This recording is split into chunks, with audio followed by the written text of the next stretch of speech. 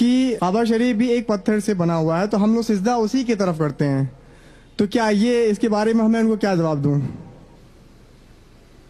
بھائی صاحب نے اچھا سوال کیا، غیر مسلم نے بھی آپ سے اچھا سوال کیا. صحیح سوال ہے بھائی. اگر شرک اسلام میں حرام ہے تو آپ مسلمان جب نماز پڑھتے ہیں تو کعبہ کو سجدہ کیوں کرتے؟ سوال اچھا ہے. جس کو جواب نہیں بولیں گے نا شیطانی سوال ہے. تو اگر ہم پوچھیں گے بھائی کیوں یہ غلط ہے اسلام میں، جواب نہیں پتا ہے تو لوگ بولیں گے شیطانی سوال ہے. سوال تو بھائی صحیح سوال ہے میرے حساب سے. اور یہ سارے سوالوں کا جواب آپ اگر ویب سائٹ پہ جائیں گے irf.in میں، عام سوال ہے، کوئی نیا سوال نہیں میرے لیے، عام سوال ہے.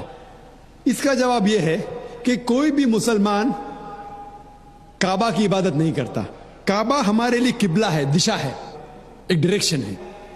ہم مسلمان ہم یکسانیت میں مانتے ہیں، کانگریگیشن میں مانتے ہیں. مثال کے طور پہ اگر ہمیں یہاں نماز پڑھنا ہے تو کوئی شخص کہے گا کہ پورب کی طرف دیکھو، کوئی کہے گا پشچم کی طرف، کوئی کہے گا ساؤتھ، کوئی نارتھ، کوئی ایسٹ، کوئی ویسٹ، کس طرف ہم دیکھیں. تو اللہ تعالیٰ فرماتے ہیں سورہ بقرہ میں جہاں بھی آپ ہے کعبہ کی طرف دیکھ کے نماز پڑھو.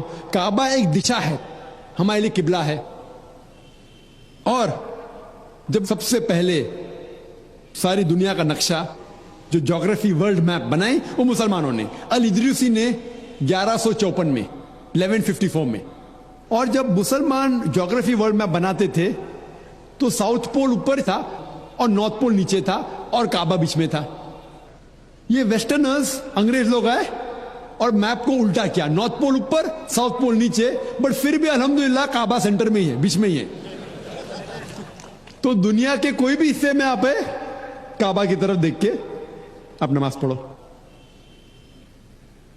ہم جب مکہ جاتے ہیں عمرہ کے لیے یا حج کے لیے تو ہم کعبہ کے گول طواف کرتے ہیں. کعبہ کے گول طواف کرتے ہیں، سرکمامبولیٹ. کیوں کرتے؟ کیونکہ اللہ کا حکم ہے، اللہ کے رسول کا حکم میں کرتے ہیں.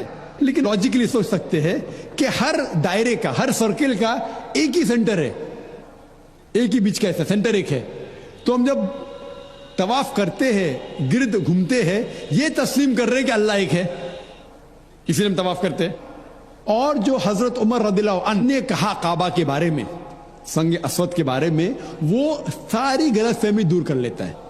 حضرت عمر رضی اللہ عنہ کہتے ہیں، صحیح بخاری میں ذکر ہے، والیوم نمبر 2 کتاب الحج چیپٹر نمبر 56 حدیث نمبر 675 میں حضرت عمر فرماتے ہیں رضی اللہ عنہ کہ یہ سنگ اسود، یہ کالا پتھر، نہ میرے لیے کوئی اچھا کام کر سکتا ہے نہ برا، نہ میرے لیے برا ہے نہ میرے لیے اچھا ہے، کیونکہ میرے رسول نے اس کو چوما، اس لیے میں چوم رہا ہوں. نہیں تو یہ کالا پتھر نہ میرے لیے کوئی بھلائی کر سکتا ہے نہ برائی کر سکتا ہے.